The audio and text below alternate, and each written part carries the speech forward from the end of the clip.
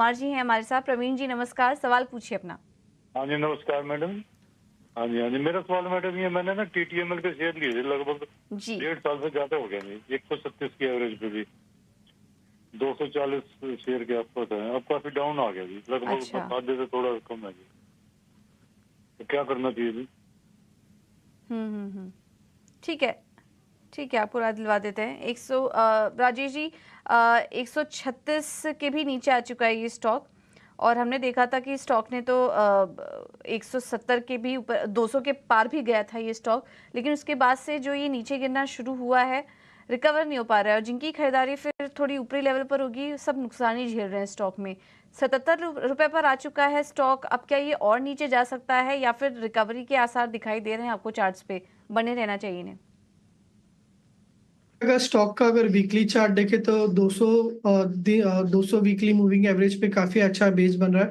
And अगर हम Friday से भी देखें तो एक वॉल्यूम बेस्ड प्राइस एक्शन देखने को मिल रहा है, तो यहाँ से एक्सपेक्ट कर रहे कि हायर बॉटम फॉर्मेशन बन सकता है। एंड यहाँ से जो स्टॉक है एटलीस्ट 83 से 84 का अपसाइड अपसर्ज दिखा सकता है। तो फिलहाल के लिए बने रही है। 83 84 लेवल्स आता है तो वहाँ पे 200 दिन का मूविंग एवरेज है, तो वहाँ पे वापस रीचेक करना होगा कि वहां से आगे स्टॉक कैसे मूव हो सकता है।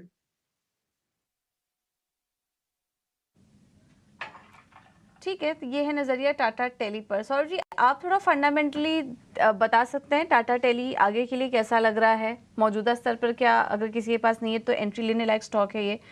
इसके अलावा अगर ये स्टॉक नहीं है तो कोई और स्टॉक आप इन्हें सुझा सकते हैं जिससे इनके नुकसान की भरपाई हो?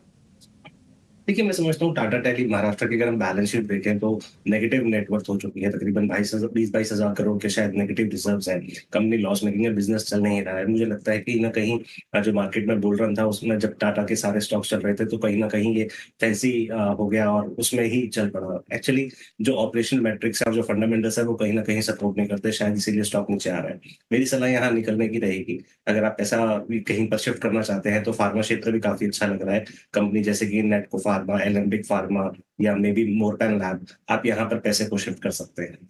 रिटेल निवेशक बहुत सारे जो हैं वो जियो फाइनेंशियल में यहाँ पर निवेश कर रखा है उन्होंने, और इसी से जुड़ा मेरा सवाल है कि इसके जो रिजल्ट्स आए हैं जून क्वार्टर के, इसमें ईयर टू डेट के आधार पर अगर देखें तो इसने अपने नेट प्रॉफिट में करीब 6% की यहाँ पे गिरावट देखने को मिली, और ये 6% गिरकर 313 करोड़ रुपए दर्ज किया गया, जबकि पिछले साल सेम क्वार्टर में कंपनी का जो नेट प्रॉफिट था 332 करोड़ था।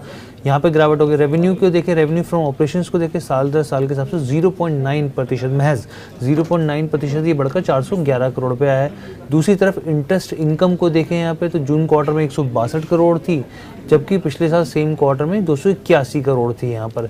और स्टैंड अलोन के आधार पर देखिए, प्रॉफिट आफ्टर टैक्स जो है वो जून क्वार्टर में 72 करोड़ रुपए रिपोर्ट किया गया था, वहीं पिछले क्वार्टर में ये मार्च में करीब 78 करोड़ रुपए रहा, यानी कि सर काफ़ी हद तक दबाव नंबर्स पर देखने को मिल रहा है। और आज स्टॉक में भी गिरावट देखने को मिली, 6% अब सेटल डाउन हो गए, 3% के आसपास आ गए। मेरे यहाँ पर दो सवाल है।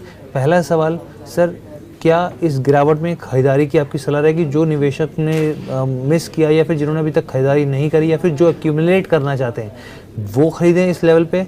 दूसरी चीज़, क्या यहाँ पे है अब जो इन्होंने बहुत सस्ते लेवल्स पे इससे पहले के 250 300 पे कई लोगों ने खरीदारी करी है, क्या उनको प्रॉफिट बुक कर लेना चाहिए? देखो, इसमें दो तरीके से है। अगर आप जो लेटेस्ट क्वार्टरली रिजल्ट्स अगर थोड़ा सा डीपली एनालाइज करते हो, जो रेवेन्यू आया हुआ है it is from non business income, other income से ही इनका जो बिजनेस है अभी वो जो प्रॉफिटेबिलिटी दिख रहा है। बट मेन फोकस ये करना चाहिए कि ये जो रिजल्ट्स के अपडेट्स के साथ 2-3 उन्होंने हाईलाइट्स दिए हुए हैं जहां पे उन्होंने टू व्हीलर लोन और mutual fund, loan against mutual fund का जो बिजनेस है उन्होंने चालू कर चुके हैं। तो मुझे लगता है कि ये जो बिजनेस है इसको ग्रो करने के लिए 3-4 क्वार्टर देना पड़ेगा कि उससे रेवेन्यू जनरेट। टाइम बिंग मेरा एडवाइस मेरे इन्वेस्टर्स के लिए या जो व्यूअर्स के लिए है कि इसको एवरी डिप पे अक्यूमुलेट करें। 320-330 तक भी ये स्टॉक आ सकता है इन कमिंग फ्यू डेज, तो वो लेवल तक भी इसको अक्यूमुलेट करना चाहिए। मुझे लगता है ये स्टॉक 2 या 3 साल के व्यू के हिसाब से अगर आप अक्यूमुलेट करोगे तो मुझे लगता है कि 500 से ऊपर का एक भाव मुझे लगता है कि लॉन्ग टर्म इन्वेस्टर्स को दिखाई देगा। बट ये मेन चीज है कि इसमें बहुत सारे चीजें बिजनेस चालू होने वाले हैं। तो जिस तरीके से मैंने बताया आपको कि जिसपे लोन अगेंस्ट म्यूचुअल फंड हो, टू व्हीलर डिजिटल लोन हो, टू व्हीलर इंश्योरेंस हो, तो ये सब चीजें अभी बिजनेस चालू हुए हैं, तो वो उसको जो फेज आउट होने के लिए अभी भी टाइम लगेगा। तो मुझे लगता है कि लॉन्ग टर्म इन्वेस्टर्स यहाँ पे अक्यूमुलेट करना चाहिए। ठीक है सर, लॉन्ग टर्म के हिसाब से एक्यूमुलेट करना चाहिए। और सर अभी आपकी प्रॉफिट बुकिंग की सलाह नहीं रहेगी ना? नहीं। ठीक है, तो दोनों सवाल का जवाब सर ने यहाँ पर दे दिया है।